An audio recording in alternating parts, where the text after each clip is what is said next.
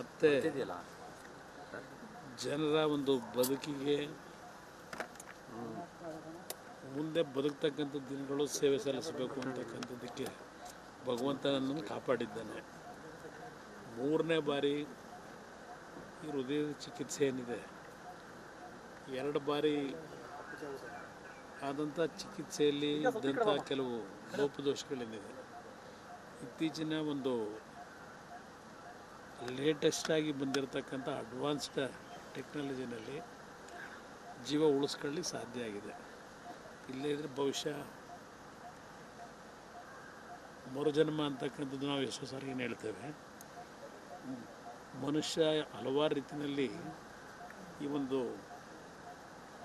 ತಾಂತ್ರಿಕ ಇದರಲ್ಲಿ ಏನು ಮುಂದುವರೆದಿದ್ದಾರೆ, ಅದರಲ್ಲೂ ವೈದ್ಯಕೀಯ ರಂಗದಲ್ಲಿ ಹಲವಾರು ರೀತಿಯ ಅಡ್ವಾನ್ಸ್ ಎಕ್ವಿಪ್ಮೆಂಟ್ಗಳು ಇವತ್ತು ಬರೋದರಿಂದ ಮನುಷ್ಯನ ಒಂದು ಜೀವಕ್ಕೂ ಸಹ ಒಂದು ಲೈಫ್ ಕೊಡ್ತಕ್ಕಂಥದ್ದೇನಿದೆ ಅದು ನನಗೆ ಉಪಯೋಗ ಇದೆ. ಸರ್, ಈಗ ರಾಜ್ಯಾದ್ಯಂತ ಕಾರ್ಯಕರ್ತರು, ಮುಖಂಡರು, ಅಭಿಮಾನಿಗಳೆಲ್ಲರೂ ಕೂಡ ಪೂಜೆ ಸಲ್ಲಿಸಿದರು.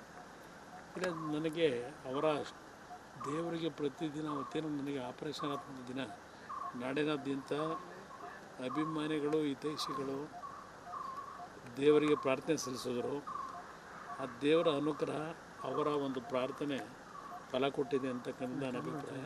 ವೈದ್ಯರು ಸಂಪೂರ್ಣವಾಗಿ ಚಿಕಿತ್ಸೆ ಆದ ನಂತರ ಎಲ್ಲ ವಿಷಯಗಳನ್ನು ಸುದೀರ್ಘವಾಗಿ ನನ್ನ ಜೊತೆ ಚರ್ಚೆ ಮಾಡಿದ್ದಾರೆ. ಯಾವ ರೀತಿಯಲ್ಲಿ ಇವತ್ತು ನಿಮಗೆ ಹೊಸ ಜೀವ ತರಲಿಕ್ಕೆ ಸಾಧ್ಯ ಆಯಿತು ಅಂತಕ್ಕಂಥ ಅವ್ರು ಹೇಳಿದ್ದು ಒಂದೇ ಮಾತು, ಸಾಯಿಬಾಬಾ ಬಂದು ಆಪರೇಷನ್ ಮಾಡಿದ್ದಾರೆ ಹೊರತು ನಾನೆಲ್ಲ ಮಾಡಿರೋದು ಅಂತ ಹೇಳಿ.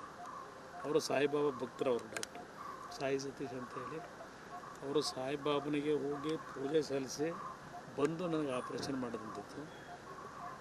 ಮತ್ತು ಹಂಗೇರಿಯಾದಿಂದ ಇನ್ನೊಬ್ಬರು ಒಬ್ಬ ಅವರ ಕೊಲೀಗು, ಅಲ್ಲಿಯ ಒಬ್ಬರು ನುರಿತ ವೈದ್ಯರು ಜೊತೆಯಲ್ಲಿ ಬಂದು ಅವರಿಬ್ಬರು ಈ ಒಂದು ನನಗೆ ಮತ್ತೆ ಒಂದು ಹೊಸ ಜೀವ ಕೊಡ್ತಕ್ಕಂಥಲ್ಲಿ ಯಶಸ್ಸು ಕಂಡಿದ್ದಾರೆ. ಈಗ ಚುನಾವಣೆ ಕೂಡ ಇದರಲ್ಲಿ ಭಾಗಿಯಾಗ್ತಾರೆ ಅನ್ನೋದೊಂದು 3-4 ದಿನ, ಬಹುಶಃ ಮುಂದಿನ 25 ದಿನಗಳ ಕಾಲ ನಮ್ಮ ಕೈಲಾದ ಮಟ್ಟಿಗೆ NDA ಅಭ್ಯರ್ಥಿಗಳ ಪರವಾಗಿ 28 ಕ್ಷೇತ್ರಗಳಲ್ಲೂ ಗೆಲ್ಲಬೇಕು ಅಂತಕ್ಕಂಥದ್ದೇನಿದೆ. ಆ ನಿಟ್ಟಿನಲ್ಲಿ ನನ್ನ ಕೈಲಾದಂಥ ರೀತಿಯಲ್ಲಿ ಚುನಾವಣಾ ಪ್ರಚಾರದಲ್ಲಿ ತೊಡಗುತ್ತೆ. ಎಷ್ಟು ದಿನ ರೆಸ್ಟ್ ಮಾಡೋಕ್ಕೆ ಹೇಳೋರೆ ಸರ್? ಇಲ್ಲ, ಒಂದು 3-4 ದಿನ ಹಾಕಿದರೆ ನನಗೆ ಸ್ವಲ್ಪ ವಾಕ್ ಮಾಡಲಿಕ್ಕೆ ಇನ್ನೊಂದು 2-3 ದಿವಸ ಬೇಕು. ಸರ್, ಮಂಡ್ಯದಿಂದ ನಾವೇ ಅಭ್ಯರ್ಥಿ ಅಂತ ಹೇಳಿ ಇನ್ನೊಂದು 2 ದಿವಸದಲ್ಲಿ. ಸರ್ ಸಿದ್ದರಾಮಯ್ಯನವರು ಸುಪ್ರೀಂ ಕೋರ್ಟ್ಗೆ ಹೋಗಿದ್ದಾರೆ ಸರ್, ಬರ